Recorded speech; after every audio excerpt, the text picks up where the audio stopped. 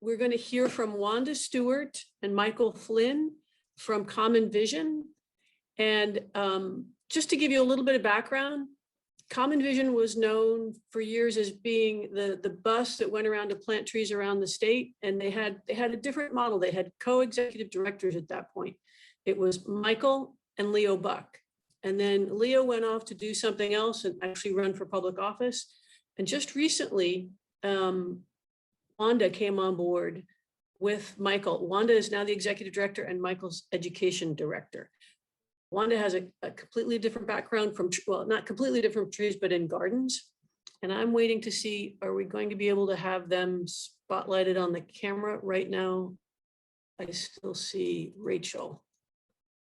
There we go. There's Wanda. And Michael is on, but he said he was having a little problem with his camera. I don't know why it's always worked, but right now my camera is on and it's just black. It's one of those mysteries of the internet universe, I guess, what we'll say. So, but Michael and Wanda are going to talk about the evolution, in a sense, of Common Vision and how they're doing things now. And they've got that very provocative title about nothing in-house, their new collaborative model at Oakland. So I will turn it over to Wanda and Michael. Thank you. Greetings, everybody. Michael, you're going to take us away, even though your screen is black, yeah?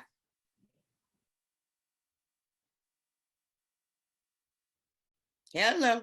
Hi there. There he is. You want to introduce yourself a little bit, and I'm going to get Kaylee's screen sharing going. Okay. So, greetings, everybody, and thank you for inviting Common Vision, Cindy, to present here. I'm Wanda Stewart. I'm the executive director, and am really proud to be working and growing with Common Vision. My background comes more out of food justice, and as a passionate urban farmer, I live in Berkeley, I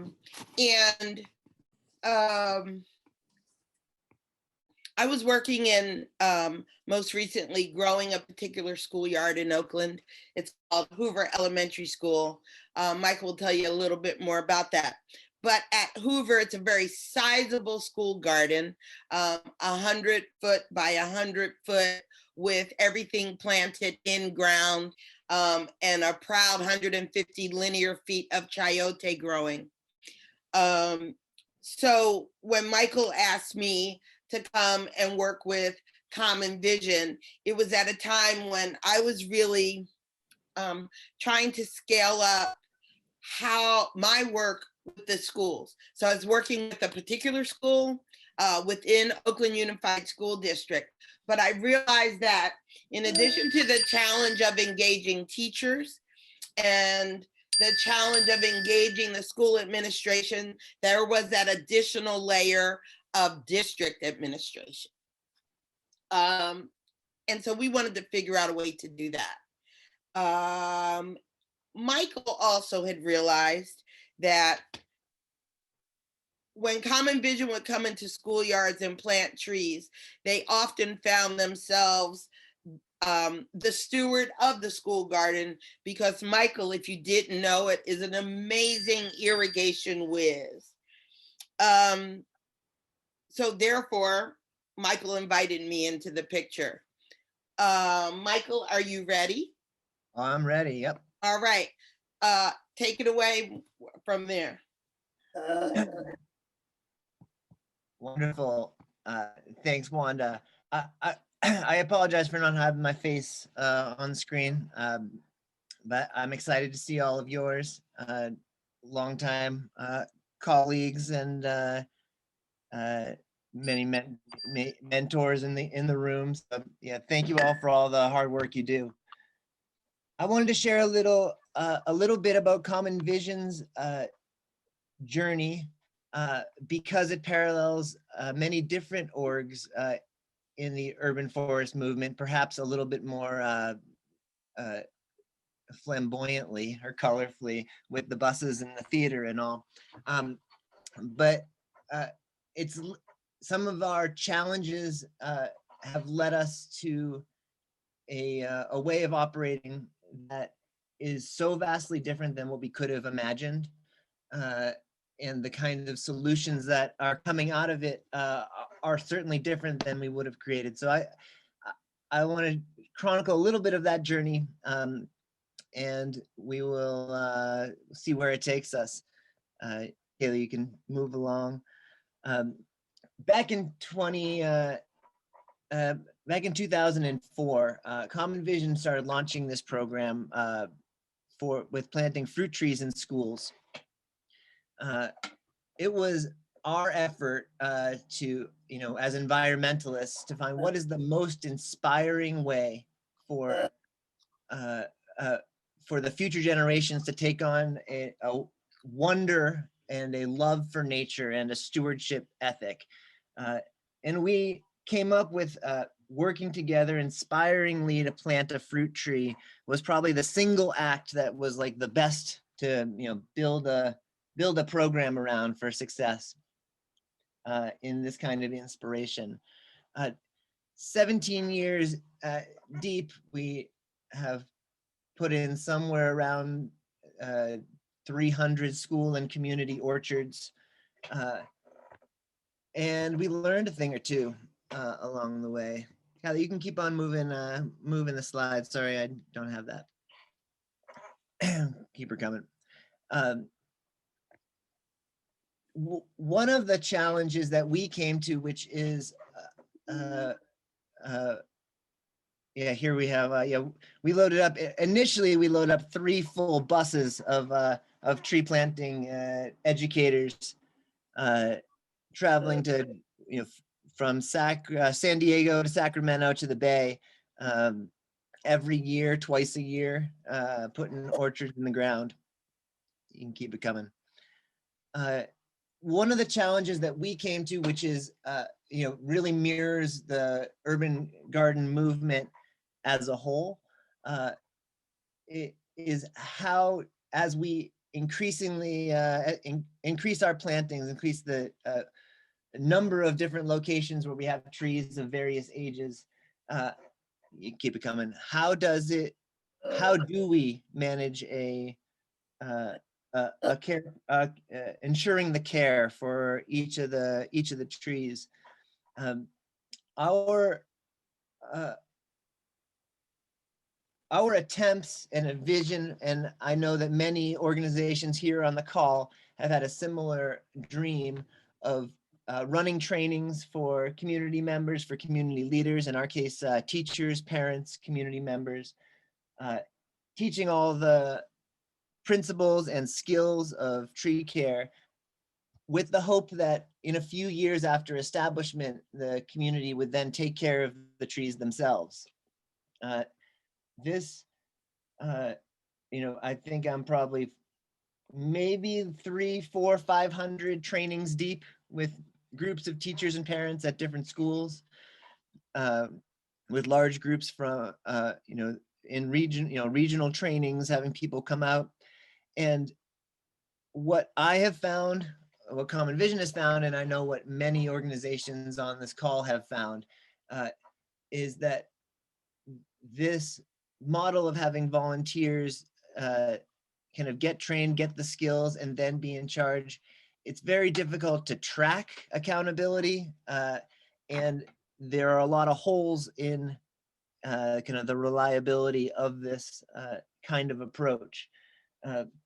We found when we would go on our care tours in May, the last month before summer, before the summer months, even when we had strong folks on the ground, and there was automated irrigation systems in there, they were,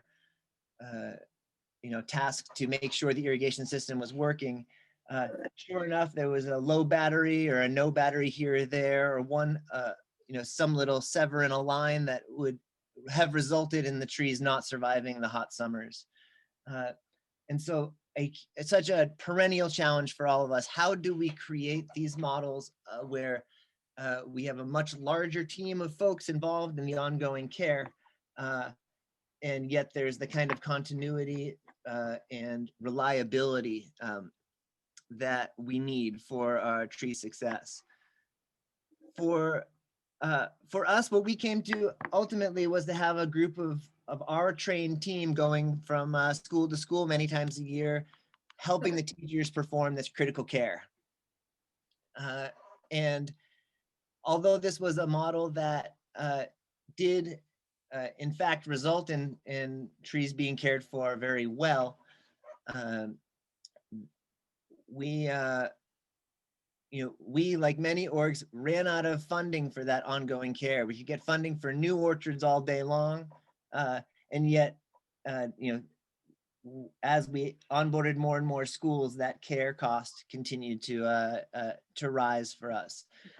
And what we found is that as an organization, despite our best efforts to create that community resilience, we remained a group of outsiders bringing resources in. You can back it up a bunch of slides, Kylie. We remained an organization that was a group of outsiders that were training up folks, some from the community, most not from the community, and kind of swooping in with resources, trying to care without building that kind of resilience within the community. And despite our best thinking, our best efforts, we weren't getting much closer to that goal. One day we were invited by an old colleague, Wanda Stewart. We had met her when she was the executive director of People's Grocery organization operating out of West Oakland, working on food justice issues. She was taking, I think she mentioned, was taking a sabbatical year after doing ED work and organizing work to take this Hoover Garden and turn it into something beautiful and as a powerful education spot, and to heal herself in the process. She invited us out to work with her, and we found something different at Hoover than we have experienced at any other school garden. For us at Common Vision, we arguably have the best view in California, the bird's eye view of the school garden movement, almost 2 decades deep, and working with over 300 schools in different districts. We've seen how these gardens are used, like what their challenges are. Many of them are coordinated by young, usually women, coming out of fresh out of college as a kind of a $17 to $20 an hour job, doing their best, doing great work with education, but struggling for any kind of community involvement, especially any ongoing community involvement other than a work party here and there. Then we show up at Hoover, and just in a day of doing irrigation work there at the garden, the amount of neighbors that stop by through the fence and coming in, neighbors of all different colors, all different kinds. We have parents dropping by, not just they're picking up their kids from school, but they are walking around the garden with a special connection to this tree or these plants. We see this garden being a community organizing hub, and the kind of care plans that came out of that garden involved a local Black church that funded kids in the summer to come water. Just really beautiful networked ideas that seemed from the outside effortlessly put into practice, with Wanda kind of at the center.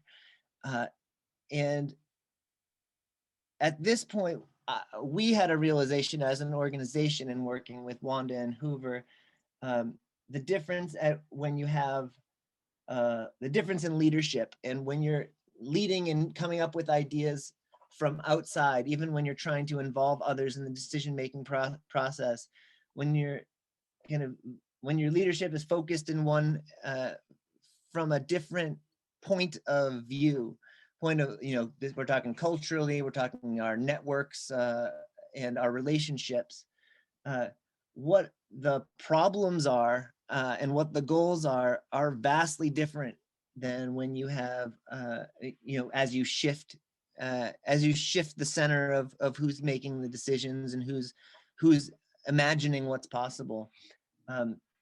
And around this time, I and the Common Vision leadership at the time sought out, we really need someone from the community that are being served, very often, most often disadvantaged communities, mostly Black and brown folks, and we being leadership, white leadership.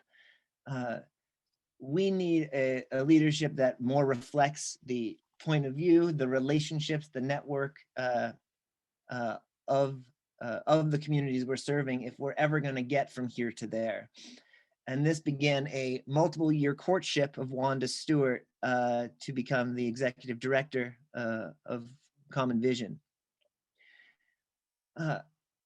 I bring that story to light for a few reasons. One, I know many organizations struggle as we're having these opportunities through much of the CAL FIRE funding, for example, to be working and planting in disadvantaged communities. Many organizations didn't get their start there, not all.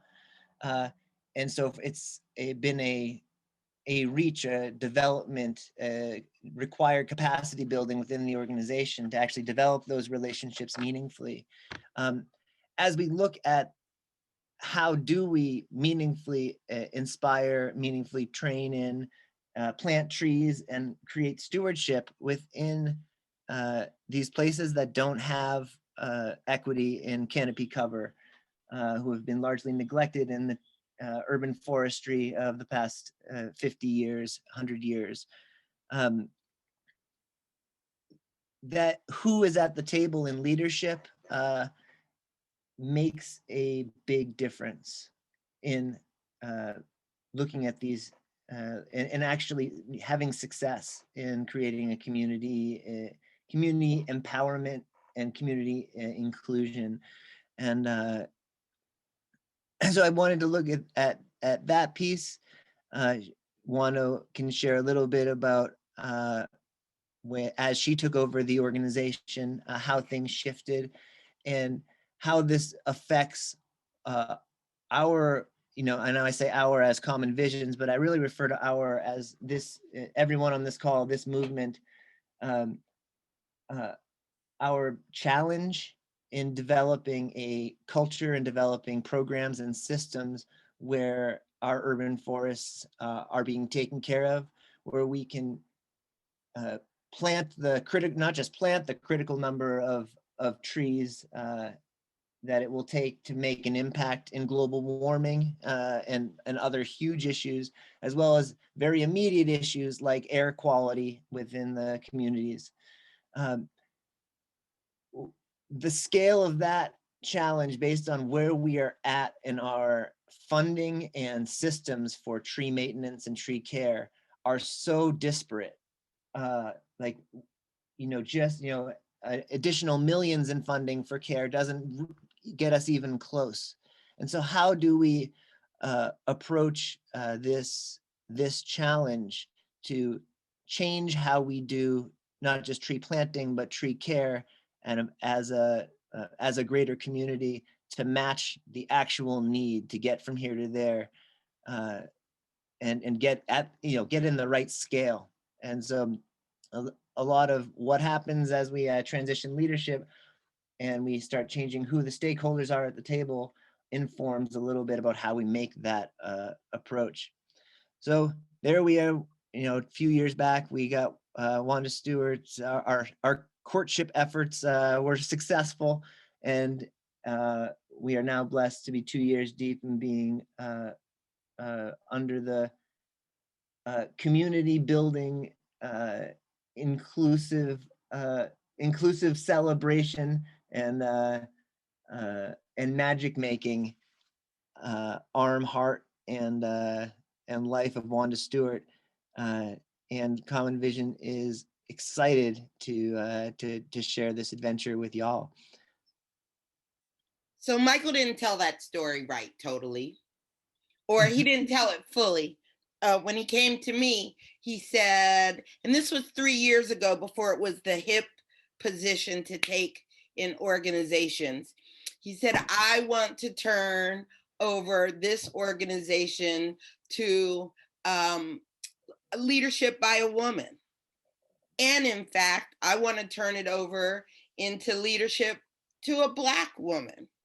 And I was really impressed that Michael was able to come to me, ask me to be a part of it, and also recognize in retrospect that there were other ways to engage the communities that Common Vision have been serving beyond coming in and saving the day, right? And sort of getting over the white savior complex for what was good for the hood. And so we got to trying to save and elevate Common Vision in the work that we did. And we merged this notion of school gardens and growing trees. And we were also, particularly Michael was really concerned about our ability to live up to the commitment of the ongoing maintenance of all these thousands and thousands of trees that have been planted. And so in a problem-solving way, the idea became to establish a tree corps that worked in partnership with other programs and other schools with teenagers and young adults to develop career tech education pathways, as well as workforce development pathways. And so we got at the action of creating the relationships that can make those organizational alignments possible.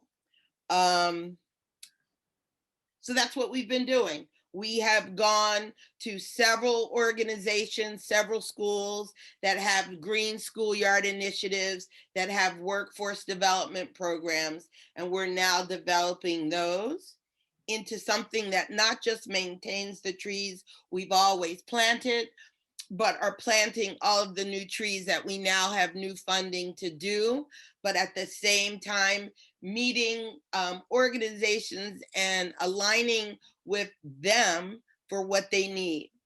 We call that the win-win-win.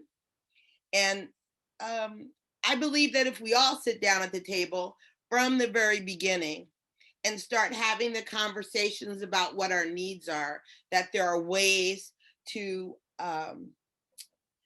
for everybody, quite frankly, to win. The pandemic, Wanda, yes, can I you can share into this? So when we had Wanda pulled together such an epic team of colleagues, leaders in the movement, mostly women of color, for our board. And at our first board retreat, we had a number of our staff members from Common Vision, the current programming, and we have Wanda running this board retreat. And one of the big pieces, from our staff was, how do we create, maintain, and expand our programs for tree care? And meanwhile, Wanda's, the whole first day is, Wanda's question is, what is the mission of Common Vision? And I remember the bucking and heaving that took place in this moment. Was like, wait, we're losing focus on the thing that we were aiming to focus on, was a kind of a worry of many of the staff members. As we started looking at school gardens, as the vision started to expand and change.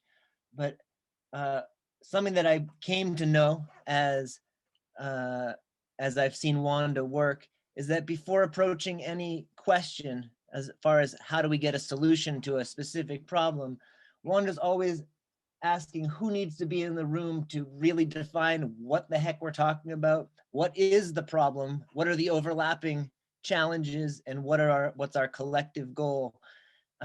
And that step of, that she kind of naturally just said, calling stakeholders together and getting people's voices heard, the amount of cultivation work that she does and that I've seen in this last bit is really astounding and different. So I just wanted to note that. Thank you. It can't be understated, and I saw the question about how many staff do we have. It was just Michael and I. There weren't any programs actively happening. We were really focused on saving the organization, identifying funds to keep it going initially. We made an incredible alignment with another tree going or growing organization called Growing Together. And we were trying to figure out how to fuse these two efforts. And then the pandemic arose, and everyone, particularly schools, create a new desire for outdoor learning spaces, right? A new desire and understanding for the immediate need for climate change mitigation practices. And also, importantly, a new need to create virtual education when we couldn't do it in purpose, or in person. So what the timing for us in the organic unfolding of all of this is that we were an organization that weren't dealing with kids in the moment that the pandemic happened. So that allowed us to focus on developing what we wanted to be and how to raise money to do that. One quick example is the Oaktown Tree Project. We had gotten funding to plant trees, but how can we do that? People can't come out. We got to do social distancing. How are we going to teach gardening and tree care to kids in a virtual way? And so therefore came the Oaktown Trees Project, where instead of planting those trees in school gardens that were closed, we created a way for individual students and families to plant trees in their own homes and in their own spaces. And so to date in this school year, that has multiplied into approaching 350 trees in the ground. It also pushed us to document what we believe and how we teach it virtually. And so maybe because I know that time is short, I want to, we'll show you a video and a little clip of what we've started to do. But let me also just say, and by the way, thanks, Cindy. We have now, in this effort and starting in the local, hyper-local space of Hoover Garden, grown it out into the community of West Oakland, but now have combined with a major benefactor who wants to plant trees in West Oakland, and he just happened to call Cindy first, and a connection with an organization here in West Oakland that's looking at the planting of green barriers and working with the city of Oakland very directly to do that. And now all of us find ourselves at the same table, so that there's funding, so that there's a commitment to the community, and there's the familiarity and the association with all of us to make things happen. So we are really excited to join forces with other tree planting organizations, individuals, community groups, and anyone else who wants to be a part of that, including our school children, to get that done. The other virtual thing that came out of this is the creation of a video series called Mamawandas Garden School. And while it is targeted at kids, we also needed to find a way to educate our teachers about the things we were teaching and doing so that they could do it themselves. But we needed it not to look like professional development. we needed it to not look like one more thing that they all needed to learn how to do before they could give it to the kids. And in these virtual lessons, some as straight as how to plant a tree for the Oaktown trees, and some more storytelling time with kids, we were able to give teachers a tool where they could just press a button, share a video, and while the kids were learning, the teachers could pick up those lessons as well. And then, of course, that it is replicable across the nation. Do we have so we'd like to share with you as a way to end this, our Mamawandas Garden School clip of a video. Welcome to Mamawandas Garden School, where we grow and we learn and we heal. How you doing, Jamari? Well, I'm okay, but my friend, I'm really concerned. She couldn't breathe the other day. She had to have an ambulance come pick her up and bring her to the hospital. Oh my goodness, that must be scary for you. Yeah, and it's just because where she lives. What do you mean? There's too much air pollution where she lives. We have so much air pollution. The highway runs right past our schoolyards. All of these cars, all the factories, a lot of pollution in the air. Yeah. It causes something called asthma in a lot of people that live in those neighborhoods. Asthma? Asthma. What can we possibly do, Mama? You won't believe it. Trees. Trees? Trees are the answer to many of our environmental dilemmas. You know what? There was once a lady named Wangari Maathai. Okay. And she was Kenyan, a country in Africa. Yeah. And she planted trees because she wanted to help people's health and she wanted to help the planet's health. Wow. She even won a Nobel Peace Prize in 2004. Is that right? That's how important trees are. Wait, trees can help clean the air? Trees will help clean the air and do lots of things, but you know what? What? We like discovery rather than just telling somebody. Yeah. How about let's call on Miss Harriet Grubman. Ooh. Maybe you'll be able to see her this time. I hope so. Yeah. Miss Harriet, she's wise. And she understands how things go underground and how what happens underground impacts what happens above the ground, just like trees. And I can think of a place that we can go and really see just how important those trees are in our world. How about that? Yeah. All right. Let's see. I'm gonna call her. Oh, Miss Harriet, are you here? Hello, friends. Hi, Miss Harriet. What's happening? Wow! What? Oh my gosh! I can actually see her this time! Wow! It means you're getting in touch with our Earth. Well, congratulations, Jamari.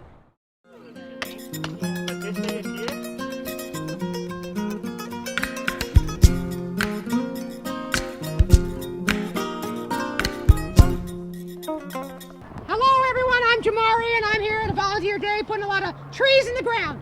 Can you tell me what is so special about trees? What is so special about trees is that they help us live, they're vibrant, and they bring a lot of growth into our communities. They help us feel connected to nature, and they help produce the air that we breathe. Trees are very important to solving a lot of the issues that we face right now, in particular air quality, climate change.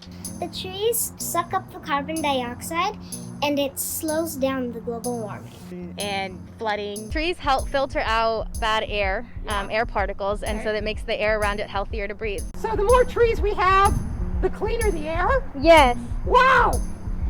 It makes me feel good, makes me feel happy that there's trees around to just help the environment, help everything, that people are encouraged to help the environment and make the world just a better place.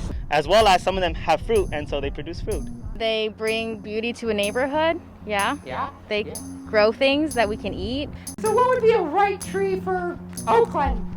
An oak tree. Wow! Hey, do you happen to have a favorite tree of yours?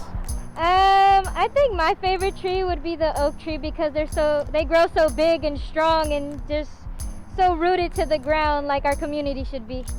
Of course, the oak tree. I'm from Oakland. Oh, represent! Hello! An oak tree, just because I'm from Oakland. yeah, the guava trees really remind me of Mexico and my grandparents.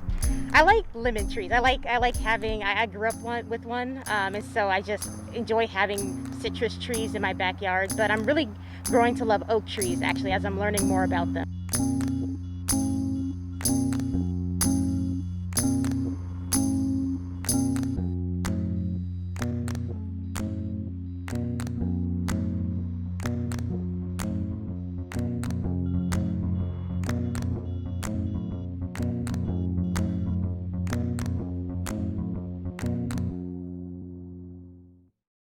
Think about the ways in which you impact the air. Smoke, trash, traffic, how much you drive your car. Well, I or don't have a better, car. I know, ride your bicycle, it's a good thing. That's true. But the other thing is to plant trees and take care of the trees that are in your neighborhood. That's right. Because they are taking care of you. Till next time, huh? Okay. All right. Peace. Mori